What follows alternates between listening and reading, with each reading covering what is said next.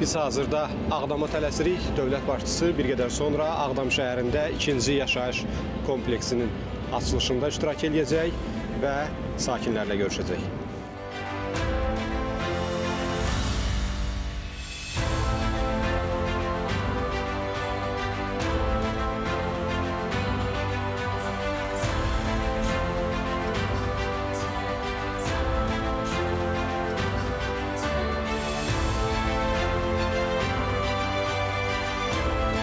Ağdam, Füzuli və Xocavənd rayonlarında Prezidentin xüsusi nümayəndəsi Emin Hüseynov dövlətimizin başçısına kompleksdə yaradılan şərait barədə məlumat verdi. Ərazisi 13 hektardan çox olan kompleksdə 11 məhəllə var. Burada 60 bina inşa edilib. Kompleksdə 114-ü 1, 464-ü 2, 536-sı 3, 154-ü 4 otaqlı olmaqla ümumilikdə 1268 mənzil var.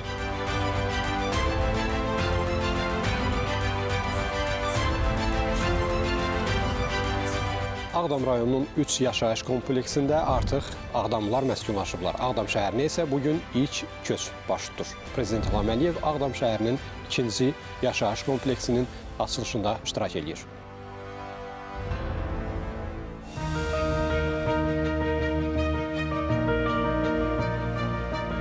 Dekabrda bura 104 ailənin köçürülməsi nəzərdə tutulur. 2026-cı ilin yanvar-fevral aylarında isə daha 1164 ailə köçürüləcək. Binalar daimi su, elektrik və sürətli internet xətləri, mənzillər isə istilik və daimi isti su ilə təmin edilib. Kompleksin ərazisində geniş miqyaslı abadlıq, quruculuq işləri aparılıb. Uzunluğu 5 kilometrə yaxın olan daxili yollar çəkilib, idman və uşaq oyun meydançaları, velosiped zolağı, yerüstü və 1218 yerli yeraltı avtomobil dayanacaqları yaradılıb.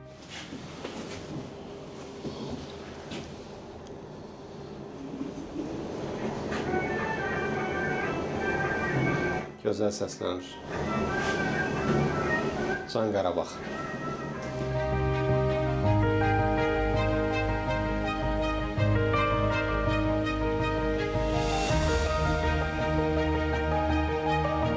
Qeyd edək ki, dövlətimizin başçısı bu kompleksin təməlini 2023-cü ildə qoyub. Prezident İlham Əliyev və birinci xanım Mehriban Əliyeva bu ilin fevralında kompleksdə aparılan tikinti işləri ilə tanış olublar.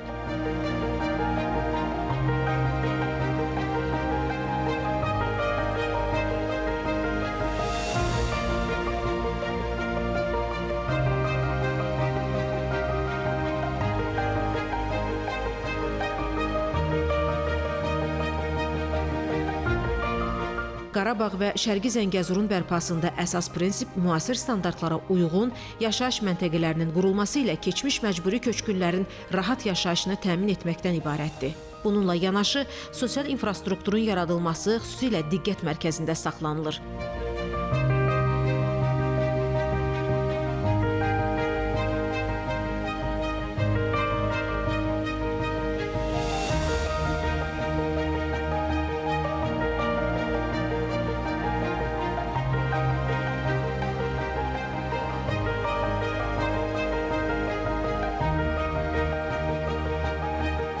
İşğaldan azad edilmiş ərazilərimizdə müasir məktəblər, uşaq bağçaları, tibb müəssisələri, xəstəxanalar tikilir, məşğulluğun təmin olunması üçün sənaye parkları, müxtəlif istehsal müəssisələri, xidmət sahələri yaradılır.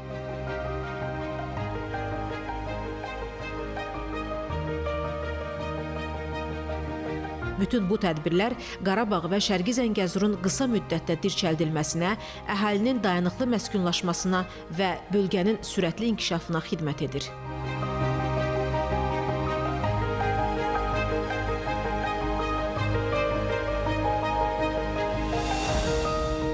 Ağdamlılar yeni ili ikiqat bayram sevinci ilə qarşılayırlar. Bu bayramı öz doğma evlərində, yurd yuvalarında keçirəcəklər. Prezident İlham Əliyev və birinci xanım Mehriban Əliyeva ikinci yaşayış kompleksinin açılışında iştirak etdikdən sonra bura köçən sakinlərlə görüşdülər.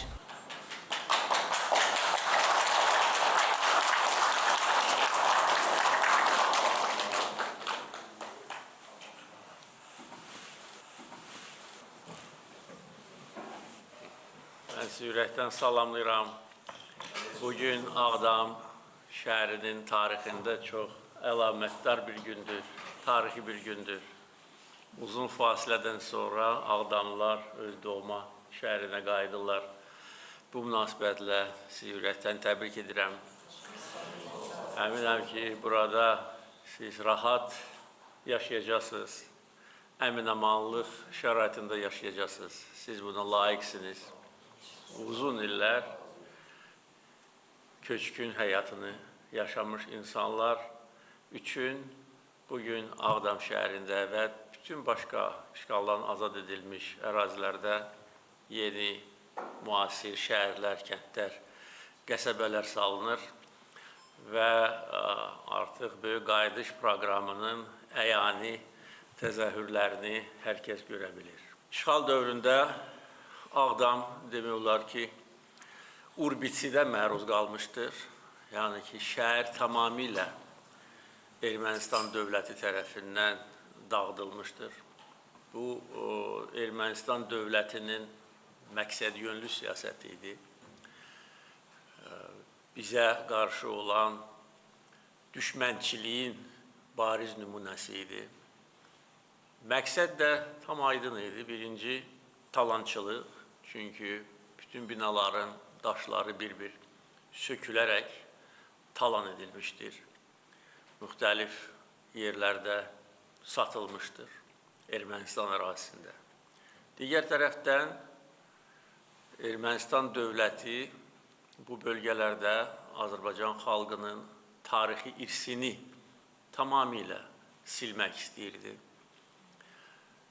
Üçüncü məqsəd isə bu şəhəri elə vəziyyətə salmaq ki, artıq burada yaşayış mümkün olmasın.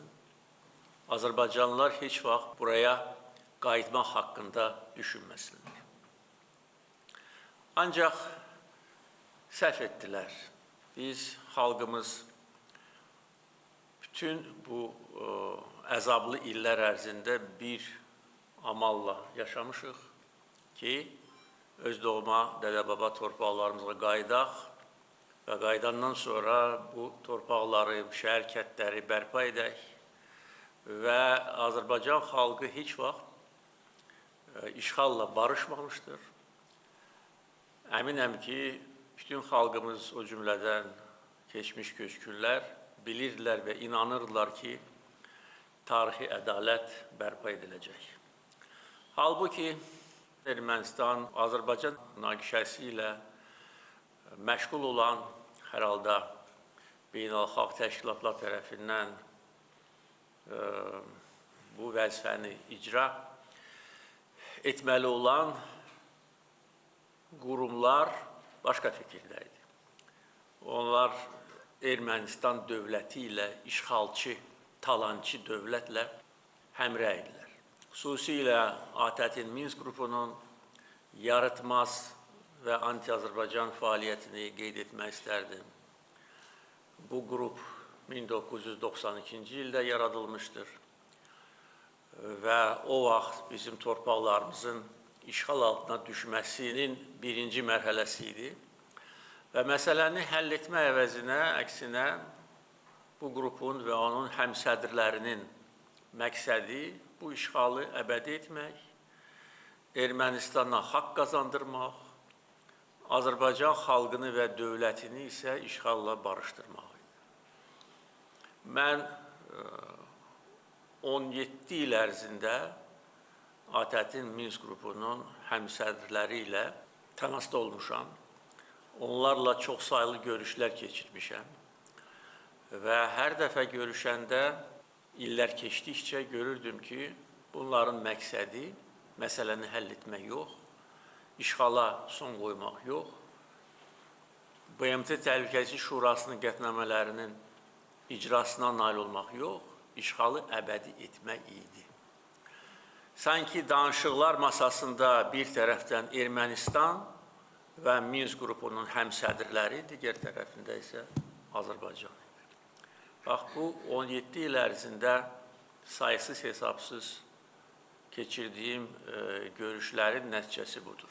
Və hesab edirdilər ki, buna nail olacaqlar. Hesab edirdilər ki, bizi inandırmağa nail olacaqlar ki, biz öz əzəli torpaqlarımızdan əl çəkək. Ancaq yenə də Ermənistan dövləti kimi səhv etdilər. Mən dəfələrlə demişdim, işğal dövründə ki, xalqımız və dövlətimiz heç vaxt işğalla barışmayacaq. Nəyin bahasına olursa olsun, öz doğma torpaqlarını qaytaracaq. Bunu prezident kimi fəaliyyətə başlayandan ilk dəqiqələrdə bildirmişəm. Birinci and içmə mərasimindəki çıxışımda və ondan sonraki dövrdə. Və bu illər ərzində biz bir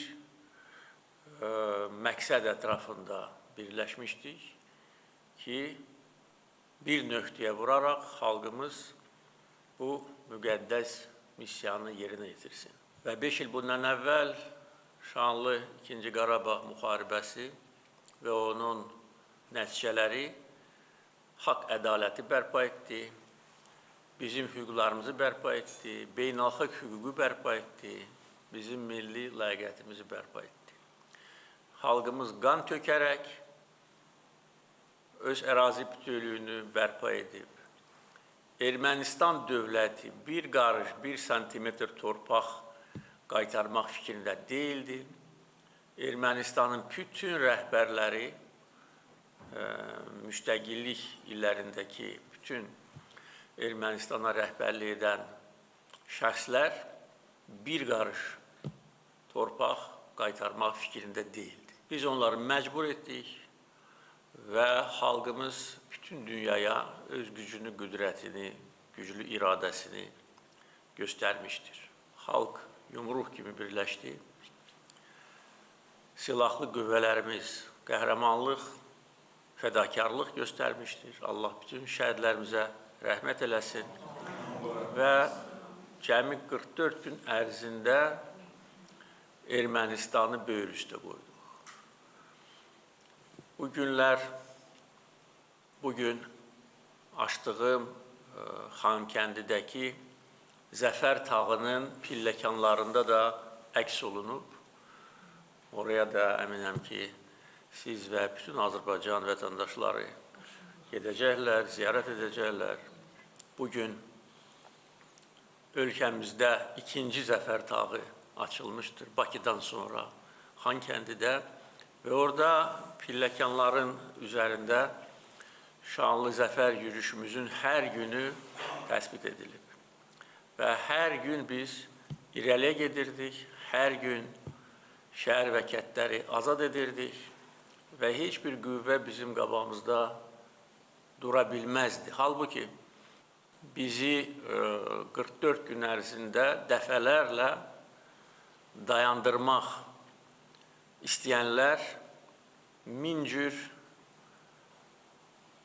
təzyiq, təhdid və təhribat törətməyə çalışırdı və hətta törədirdi. Bizi qorxutmaq, bizi dayandırmaq, bizim şanlı zəfər yürüyüşümüzü yarımçıq qoymaq və münaqişəni əbədi etmək bizə qarşı olan qüvvələrin məqsədi bu idi. Təbii ki, 5 il keçəndən sonra və biz 2023-cü ildə öz suverenliyimizi antiterror əməliyyatı nəticəsində tam bərpa edəndən sonra artıq bizə qarşı olan qüvvələr yeni reallıqla barışmağa məcbur idilər. Biz onları məcbur etdik. O cümlədən bizim qələbəmizi qəbul etməyənlər, bunu həzm edə bilməyənlər, ermənipərəz qüvvələr məcbur olaraq bugünkü reallıqlarla barışmalı oldular. Ermənistan dövləti bu vəziyyətlə barışmalı oldu və vaxtilə buradan uzaqda olmayan Xankəndi şəhərinin stadionunda Qarabağ Ermənistandır və nöqtə deyənlər Qarabağ Azərbaycandır deməyə məcbur oldular. Yəni, öz xoşu ilə yox, məcbur edən də biz olduq. Xalqımız, dövlətimiz. Yəni, bu tarixi biz heç vaxt unutmamalıyıq. O acı günləri yaşayan yaşlı nəsil təbii ki, heç vaxt unutmayacaq.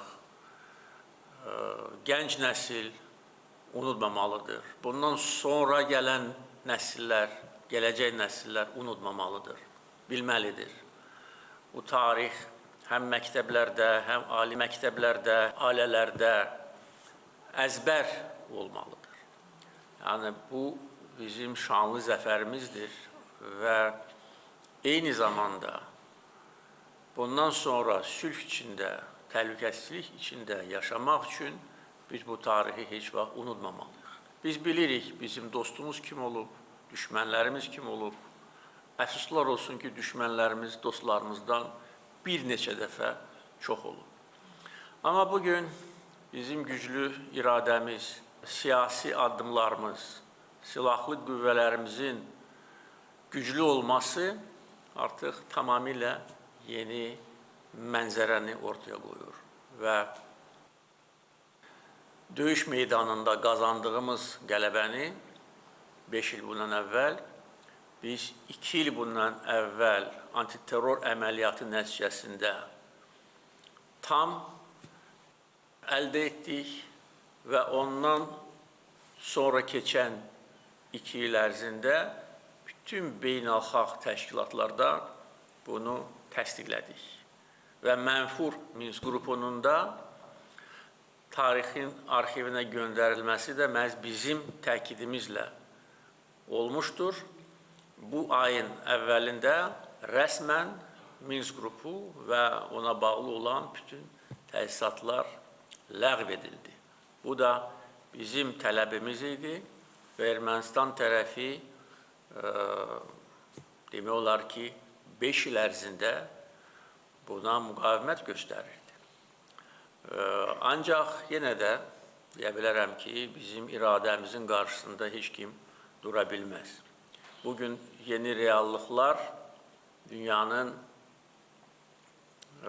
aparıcı ölkəsinin prezidentinin iştirakı ilə avqust ayında təsdiqləndi, mühürləndi. Bizim qələbəmizin çox böyük və güclü mühürü də vuruldu.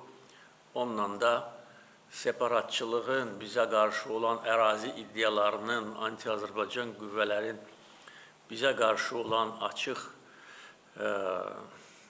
soyuq savaşının artıq sonu gəldi. Separatçılığın kitabı bağlandı və Azərbaycan xalqı artıq bir neçə aydır ki, sülh içində yaşayır. Bizim xalqımız böyük fəlakətlə üz-üzə qalmışdı. Bilmirəm, dünyada buna oxşar ədalətsizliklə üzləşən xalqlar var, yoxsa yox, bəlkə də var. Amma son illərin tarixində ən böyük ədalətsizliklə biz üzləşmişdik. Çünki torpaqlarımız işğal altına düşdü.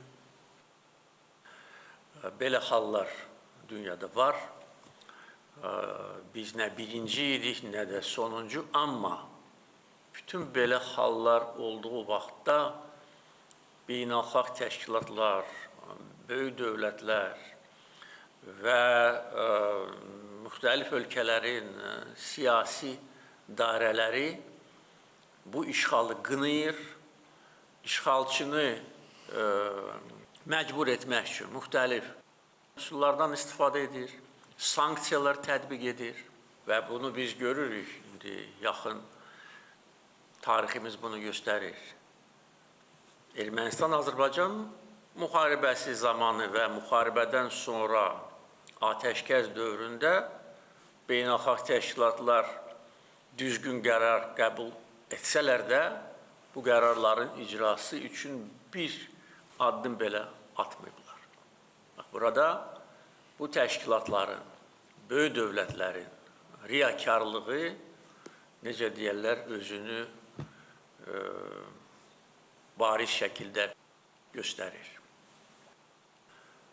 Bizi işğalla barışdırmaq böyük dövlətlərin əsas vəzifəsi idi. Bizim yanımızda olan tək ölkə Türkiyə idi və buna görə biz Türk qardaşlarımıza minnətdarıq. Həm işğal dövründə, həm müharibə dövründə bizə daim siyasi və mənəvi dəstək vermişdir.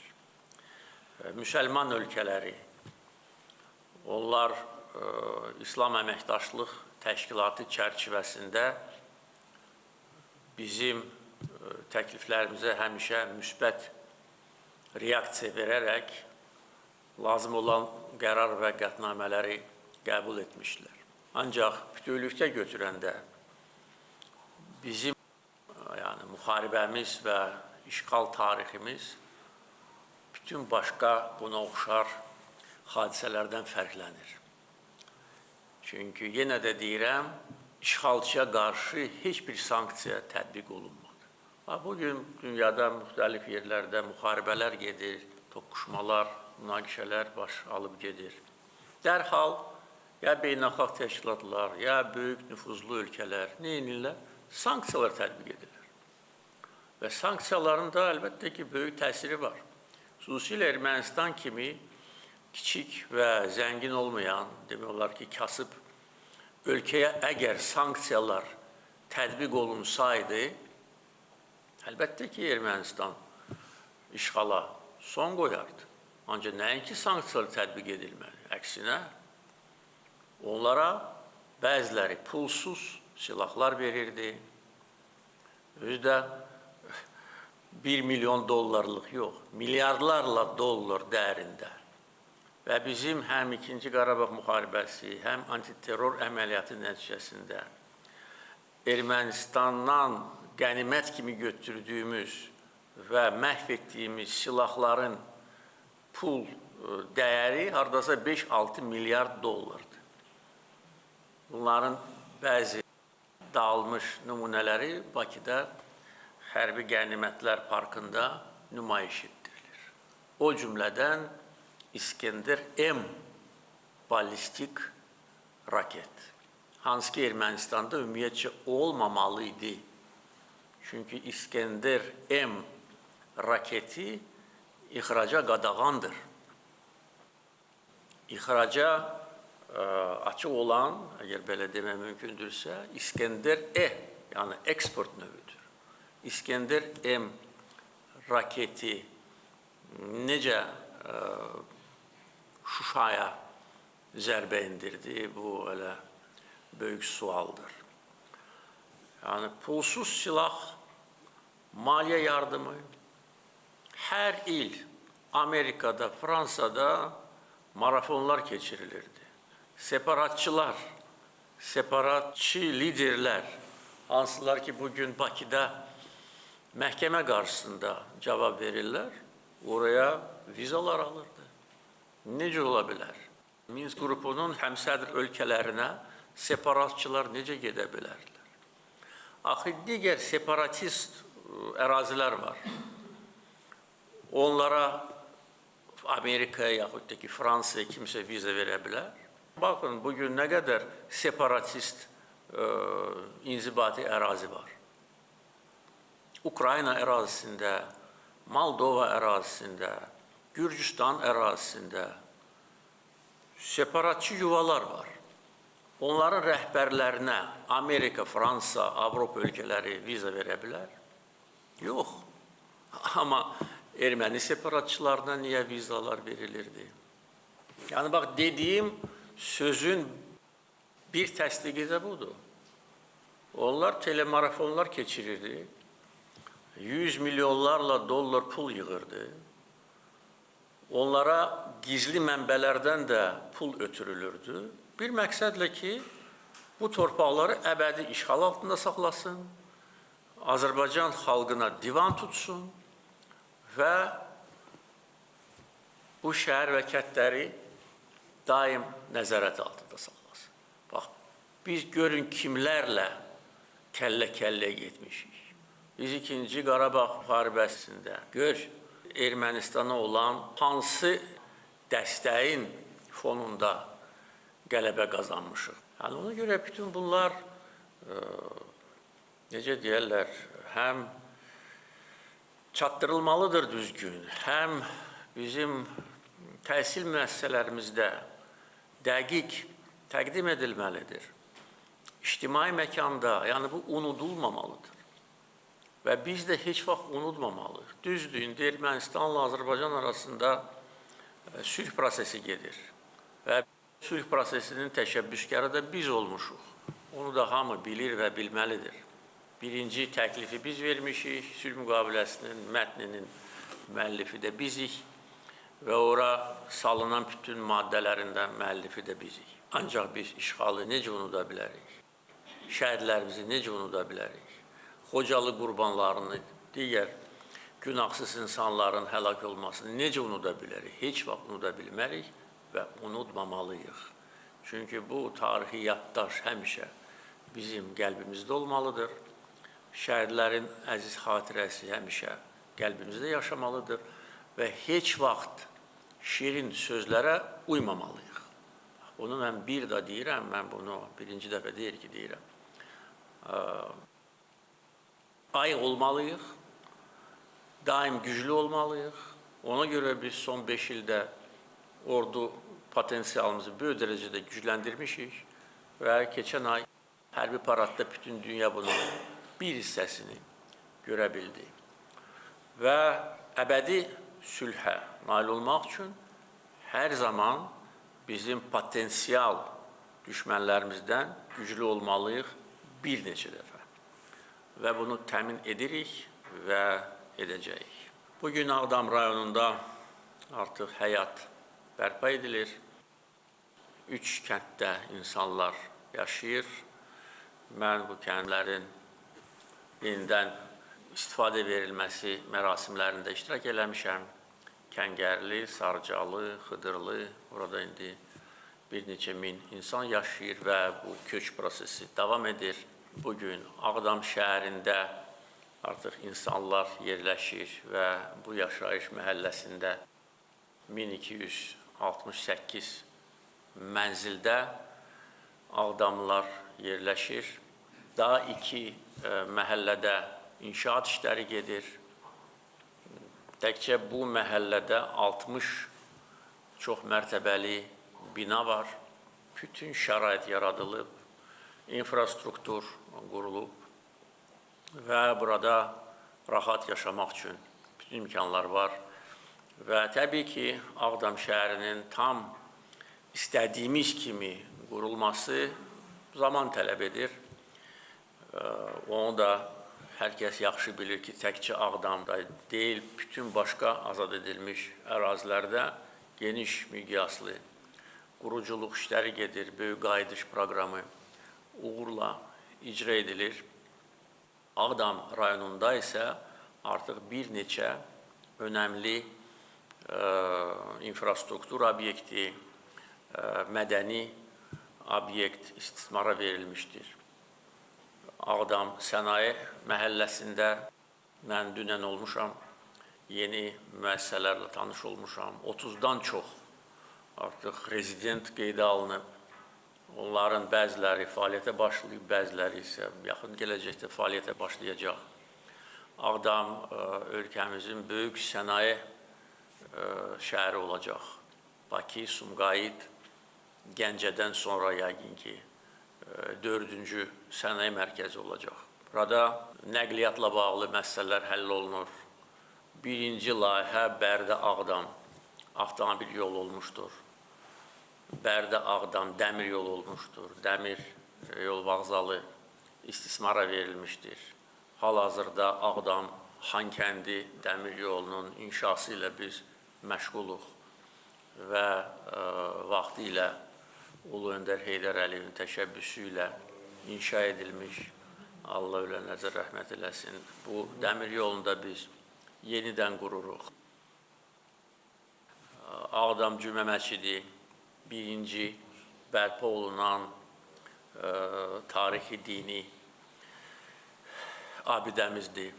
Qiyaslı Məscidi, hansı ki tamamilə dağıdılmışdır və orada da Ağdam Cümə Məscidi kimi Ermənistan dövləti bütün müsəlmanları təhqir etmək üçün heyvan saxlayırdı. O da açıldı. Su varma işləri öz həllini tapır. Xaçınçay su anbarı yenidən quruldu. Digər həm Ağdam üçün, həm də bütün ölkəmiz üçün vacib olan mədəni abidə imarət kompleksidir. O da tamamilə bərpa edildi. Natavanın ermənilər tərəfindən dağıdılmış heykəlinin eynisi qoyuldu. Məktəb istifadə verilmişdir. Çox gözəl, böyük məktəb. Muğam mərkəzi, 2 mehmanxana. Yəni o qədər işlər görülüb ki, bəlkə də hansıları da mən unutmuşam. Amma yəni hər şey göz qabağındadır. Bütün bunlar da cəmi 5 il ərzində. Yəni o biz nəyi göstərir?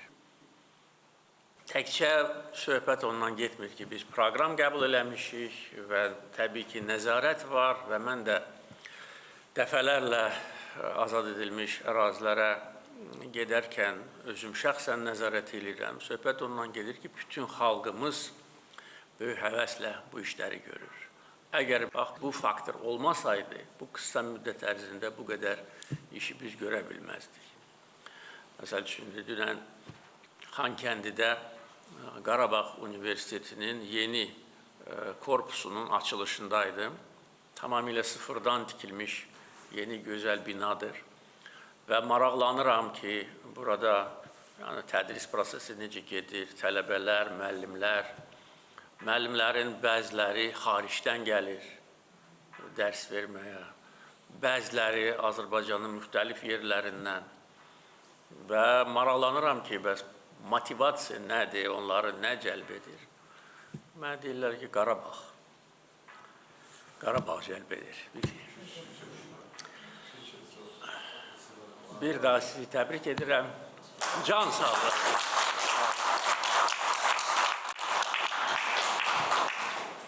Cənab Prezident, bugün Ağdam cəmaəti üçün İkiqat bayramıdır. Həm sizin doğum gününüzdür, həm Ağdam şəhərinin açılışı günüdür. Sizin bu prezidentlik dövrünüzdə nə söz vermişdiniz, onu hamısını vaxtında yerinə yetirdiniz və bizi 30 illik Ağdam həsrətindən qutardınız. Allah sizə uzun ömür, can sağlığı versin. Mən bir ziyalı kimi, mən bir şəhid atası kimi, Qarabağ veteranı kimi, öz adımdan və bütün Ağdamlılar adından sizə uzun ömür, can sağlığı və fəaliyyətinizdə uğurlar arzu edirəm. Sağ olun. Allah sizə ömür versin. Salam, əziz prezident, xoş gəldiniz, Mehriban xanım. Siz həmişə xalqın arasında görmək bizim üçün böyük fəxridir. Bizi çox sevindirir, qürur verir. Ağdamlılar adından sizi təbrik edir. Uzun ömür, can sağlığı arzulayırıq. Bizə qürur verir ki, siz həmişə xalqın arasındasınız. Çox sağ olun, var olun. Sizə təşəkkür edirik Ağdamlılar adından. Milli qəhrəmanımız Allahverdi Baron həyat yoldaşı. Təşəkkür edirəm. Sağ olun. Təşəkkür edirəm. Nə təqdimat edeyim, Ruhani şair Ağdamdan din xadimi Hacı Fərman Azancı. Cənab Prezident, əvvəla sizlərin üzərinə Allahın salamı, rəhməti və bərəkəti olsun ki, bu günləri o qədər bizim ürəyimiz açılıb ki, biz Quzanlıdan bu günləri bura gələndə and olsun Allaha elə bilirdik ki, Kəbəni ziyarət eləməyə gəldik. Kəbəmiz də Ağdam bizim, qibləgahımız da Ağdam bizim. Bu günləri, bütün bunları bizə bəxş eləyən sizin müzəffər ordunuz, qalib, necə deyərlər, ordu, şəhidlərimiz, döyüşən oğlanlarımızdır. Allah xudavənd aləm sizlərdən razı olsun. Allah şəhidlərimizə rəhmət eləsin, qazilərimizə can sağlığı versin. Mən nəyi demək istəyirəm? Bayaqları məscidin adını çəkdiniz, Ağdam məscidi. Mənim yadıma nə düşdü? Ermənilər, mənfur ermənilər orada donu saxlayırdılar. Orada siz gəldiniz, oranı bərpa elədiniz. Bu günləri həmən məsciddən azan səsləri ucalır. insanları doğruluğa, dürüstlüyə, Allaha doğru dəvət edir, ibadətə, itaətə dəvət edir. Siz orada o məscidin qabağınızda durdunuz və dediniz ki, Qarabağ Azərbaycandır. Bu elə-belə məsələ deyil. Ondan əlavə bu günləri Ağdam dirçəlir, sıfırdan 5 il müddətinə o qədər işlər görülüb ki, təsəvvür edin bu boyda binalar, məktəblər, Ağdamın simvolları olubdur. Biz Ağdamlıların ürəyində nisgil idi, yaşamışıq bunu. Təsəvvür edin, imarət kompleksi, çay evi bu günləri göstəriş vermişsiniz, ora bərpa olunur. Çay evi Ağdamın simvollarından, çörək muzeyi, ondan sonra məscidimiz, mədəniyyət inşallah durur orada, inşallah o da olacaqdır. Yəni bütün bunların həyata geçməyi, bir nömrəli məktəbimiz bizim, mən Ağdamın özündənəm, biz burada uşaqlığımız hamısı bu yerlərdə keçibdir. Bu günləri bizə bunu qaytarmaq, bizə bunu vermək, bu elə-belə məsələ deyil. Yəni biz sizə 210 minlik Ağdamlılar adından ürəkdən təşəkkür edirik. Allah sizdən razı olsun. Allah sizdən razı olsun. Biz buraya yığılmışıq. Şəhidlərimizin ruhu şad olsun, qazilərimiz Allah kömək olsun. Allah sizə də can sağlığı versin. Ad gününüzü təbrik edirəm. Yoldaş prezidentimiz, başınıza dönüm sizin. Bu qədər ürəkdən. Belə nətər deyim, Allah sizə can sağlığı versin. Bu torpağın üstə bugün burada durmuşuqsa, bugün nə bu yaşında, 83 yaşında. O vaxt çəkilmişdi, onda yəqin yadınızda olar. Onda deyil 79 yaşım var idi də. İndi 83 yaşın içində bu günü Allah Teala məni sizlə birlikdə, bütün xalqımla birlikdə, adamlarla birlikdə mənə nəsib eləyirsə, çox şadım, çox şükür. O haçar bir tək evin haçarı deyil. O torpağımızın açarıdır, qızıl açardır. Çox şadım. Allah sizi var eləsin. Amin. Canınız sağ olsun. O vaxt o arzuladım ki, Allah Teala, mən sizdən möhlət istəyirəm, ömrü istəmirəm. Gedim bax onlara təşəkkürümü bildirim Mehriban xanıma sizə. Bu torpağımın alınmaq günümüz münasibəti ilə.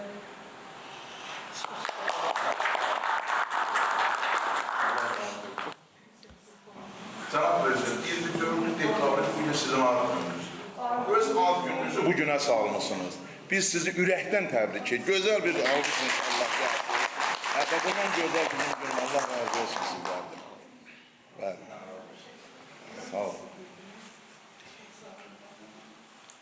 Çox hörmətli prezidentimiz, Ali Başkomandanımız İlham Əliyev, çox hörmətli Azərbaycanın birinci xanımı, vitse-prezidentimiz Mehriban xanım. Çox xoş gəlmişsiniz, gələn qədəmləriniz mübarək olsun, sağlam olasınız, gümrah olasınız. Ağdam torpağına 32 ildir həsrət edik.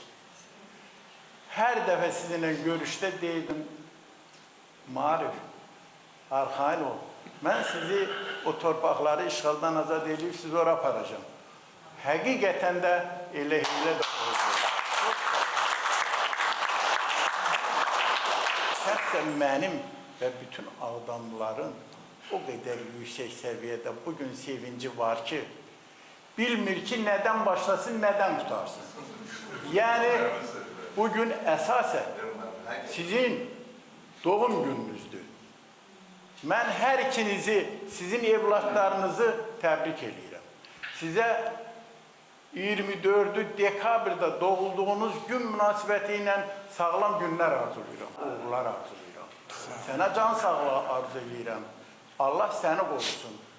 Bir də bir şeyi demək istəyirəm ki, Cənab Prezident, uzun illərin təcrübəsində görmüşəm ki, ilahi qüvvənin yaratdığı bəndə hansı ki, xeyirxah işlərlə məşğul olur, hansı ki, körpüsü olmayan yollara körpü salır, yolu olmayan yerlərə yol çəkir, işığı olmayan şəhərə işıq salır, evi olmayan sahip adamlara hamısına ev tikir, yardım edir, kömək edir, su çəkir. Bunların hamısı hər ikinizdə var. Həm Azərbaycanın birinci xanımı Mehriban xanımda, həm də Prezident İlham Əliyevdə var. Ona görə ki, siz ulu öndəriniz Heydər Əliyevin evladısınız və onun tapşırığı ilə, onun varisliyi ilə siz Azərbaycanı həmişə qoruyursunuz. Biz bunu sevinirik, şad oluruq. Ulu Öndərin vəsiyyətlərinin hamısını mən diqqətlə izləyirəm, onun hamısını əməl edirsiniz. O deyirdi ki, sizə tapşırırdı ki, siz Azərbaycanın işğal olunmuş 20% torpağını bərpa eləməlisiniz. Sərhədləri düzgün qoymalısınız. İşğal olunmuş kəndləri, işğal olunmuş şəhərləri, işğal olunmuş yerlərin hamısını işğaldan azad etməklə yanaşı yeni kənd, yeni şəhər, yeni qəsəbə salmalısınız. Bunların hamısını eləyirsiniz.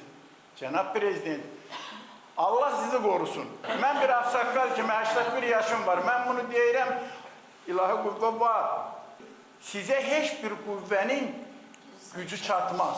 Ona görə ki, bu deyilən işlərin hamısını siz İlham Əliyev, Heydaroğlu, onların hamısını ürəkdən yatmadan, dincəlmədən, əziyyət çəkə-çəkə hansı yerdə, hansı rayonda təməl qoyursunuzsa onun icrası ilə, onun açılışında iştirak edirsiniz.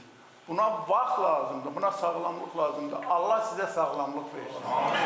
Eləcə də Mehriban xanıma Allah sağlamlıq versin, Allah sizi qorusun. Siz Azərbaycanın 20% torpağını işğaldan azad elədiniz.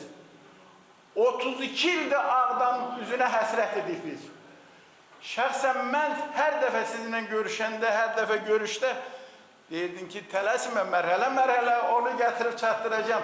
Mehriban xanım deyirdi o sözü. Doğrudan da şükürlər olsun bugünkü günə ki, siz onu həyata keçirə bildiniz.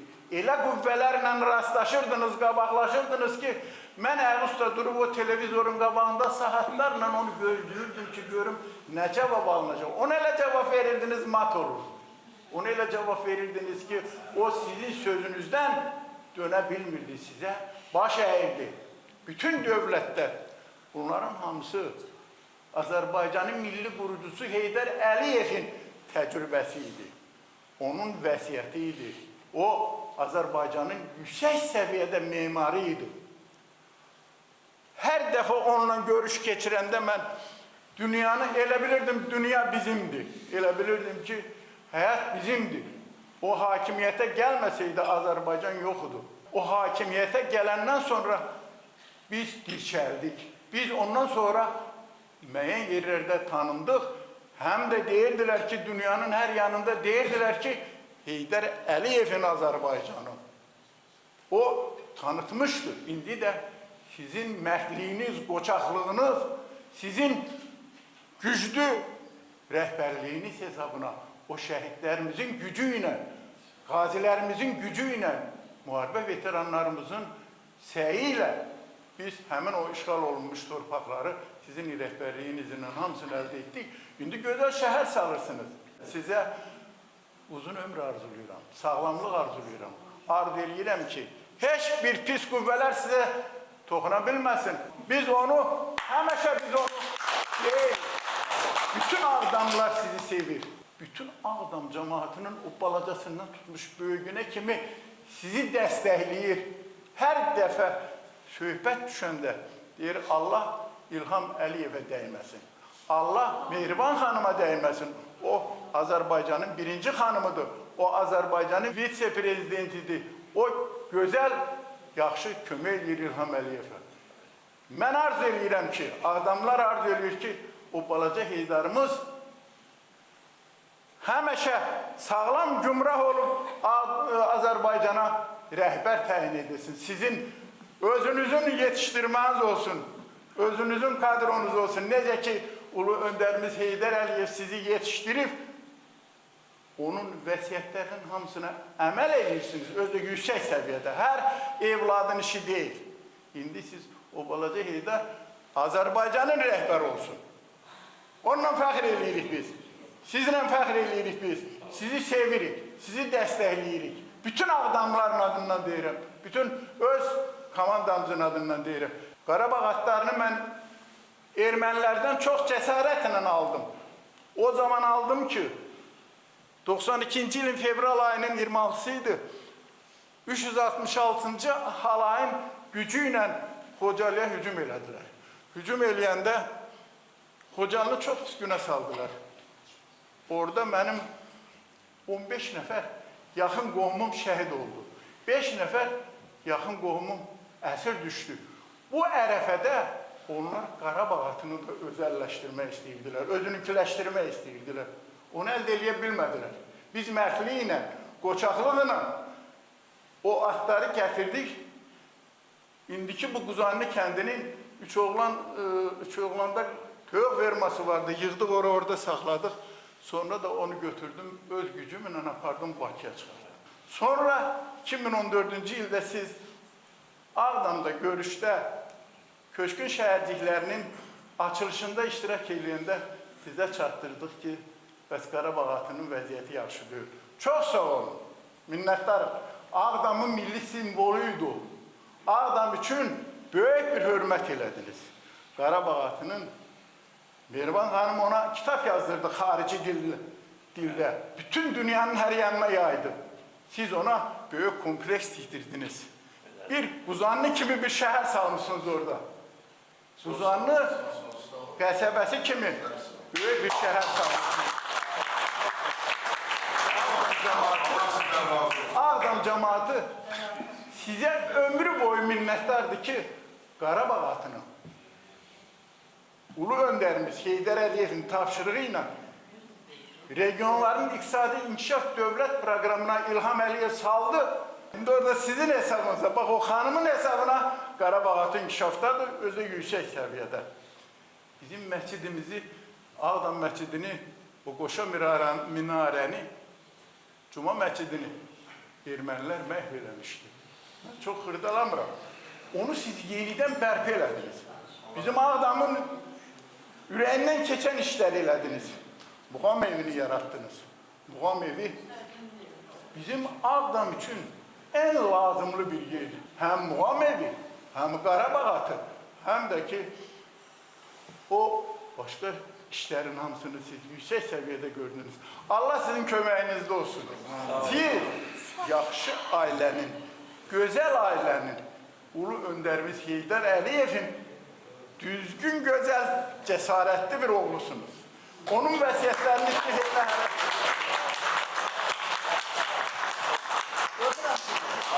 bütün adamların adından sizə öz təşəkkürümüzü, minnətdarlığımızı bildiririk. Biz səni sevirik. Çox sağ olun. Sənin bütün uşaqlarını da, balaca Heydar'ı da sevirik. Sənin arxancan hara desən getməyə hazırıq.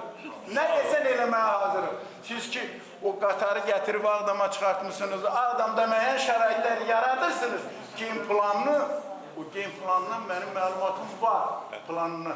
Allah sizə ömür versin. Allah'tan arz edirəm ki, ilahi qüvvə sənə sağlam ömür versin, yoldaşına sağlam ömür versin, balalara sağlam ömür versin. Açarların təqdim edilmə mərasiminə başlayaq.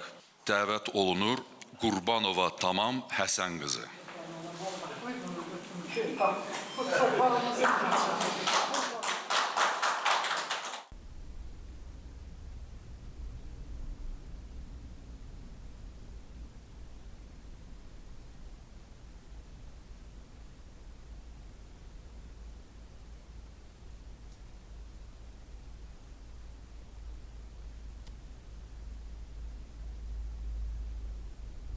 Bağırova Validə Hümbət qızı.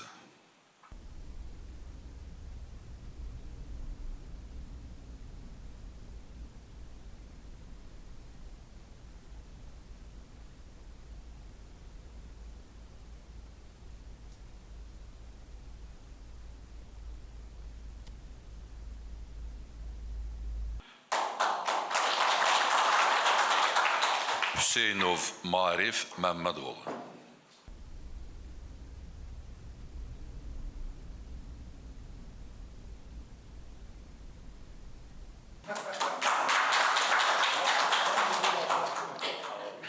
Azərbaycanı yaşatdın. Çox sağ olun. Təkcə Ağdamı yox. Ağdamın əhalisi səni çox istəyir. Çox Sənin sağ ol. arxanda öz nətərlə ürəyin istəyən eləyən qədər sənə köməyi var. Öpürəm səni. Öpürəm Biz səni. indi Eyvazxanbəlidə də Allah gözəl bir mərkəz yaradacağıq. Sağ ol, bilirəm, bilirəm. Yəni atın əsl vətəni oradır da bilirsiniz. Oradır. Amma inanın ki, o nəslin korlanmasının qarşısını alan birinci növbədə Ulu Öndərimiz Heydər Əliyev oldu.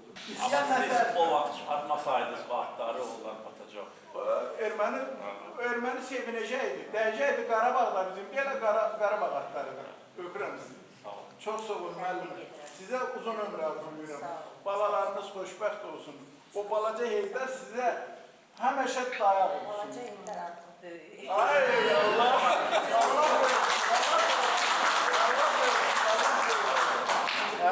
Siz dediniz. Çox xoşbəxt olsunlar. Balalarına xoşbəxt olsun. O cümlələri 2 uşağı var. Allah! Siz baxiyeli olmalısınız. Siz sevilə şəxsiyyətsiniz. Siz Azərbaycanı bütün dünyada tanıdırsınız. Siz o Polad yumruğunuzla siz elə cəsarətli, elə komandanlıq edirdiniz ki, siz həyatda heç vaxt udulmazsınız. Siz xeyirxah adamsınız. O da sizdə. Yaradırsınız, xalqı yaşadırsınız, xalqa çörək verirsiniz. Bunlar hamısı sizin qanınızda var. Sizdə varsa o Zeynalov Novruz Xankişioğlu.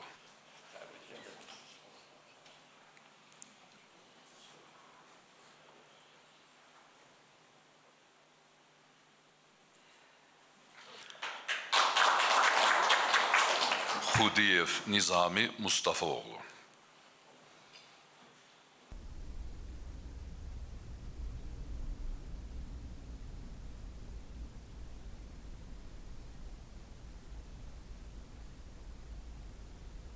Hüseynova Əfruz Naib qızı.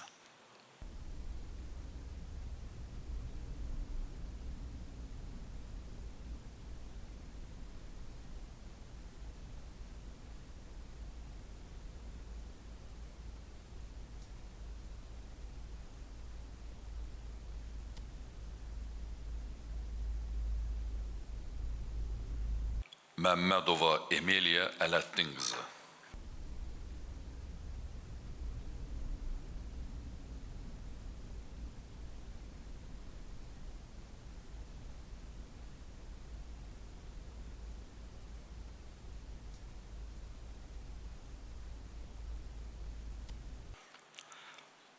Allahverdiyev Ayaz Tahiroğlu.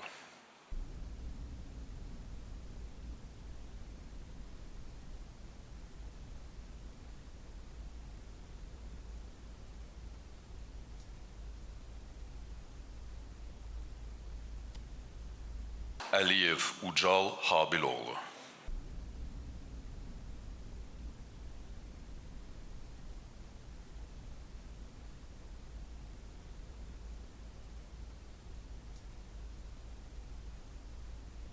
Quliyeva Aybəniz Sabir qızı.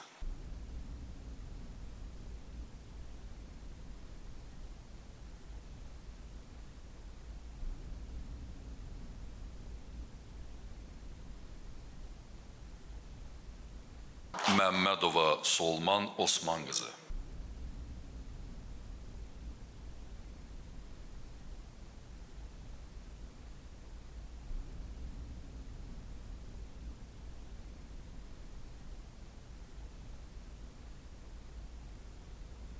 Quliyev Rabil Əhədoğlu.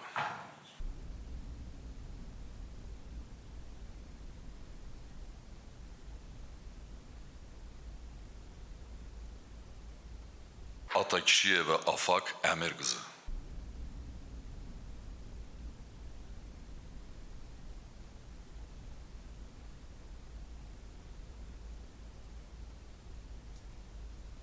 Məmmədov Fərman Əhmədoğlu.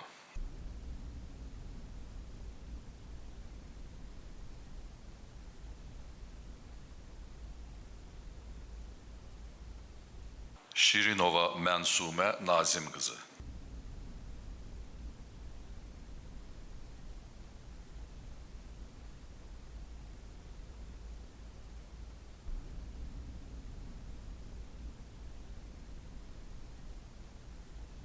Umudov Hüseyn Bəbiroğlu.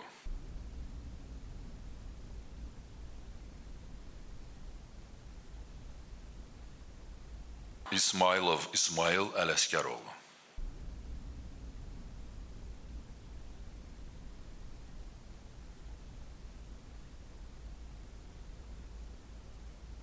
Kərimov Vüsal Aqiloğlu.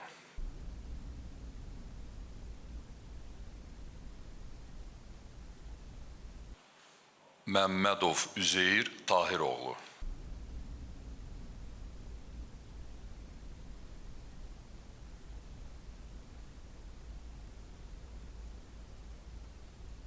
Və Məmmədov Mahir Nizamioğlu.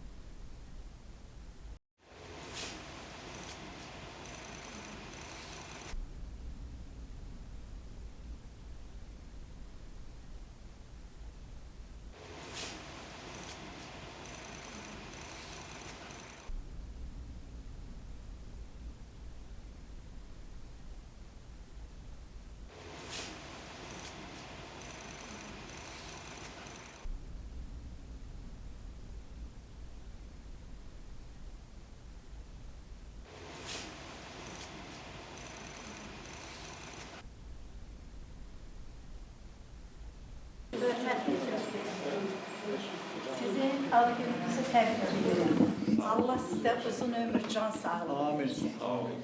Allah Teala sizi devletimizin, milletimizin üzerinden eksik etmesin. Eksik olmayasınız. Siz bu günleri bize 30 illik həsrətin sevincini yaşattınız. Doğma vətənimizə qayıtdığımız üçün size minnettarlığımı bildiririm. Allah sizi korusun. Çok sağ olun. Biz anaların hayır duası həmişə sizin üstünüzdə olsun. Cənab Prezident, sizin bu günləri doğum günü münasibətilə burada cəmaatla görüşməyiniz elə bilginən ki, Ağdamın bir çəktiniz cəmaatı ürəyini genişləndirdiniz.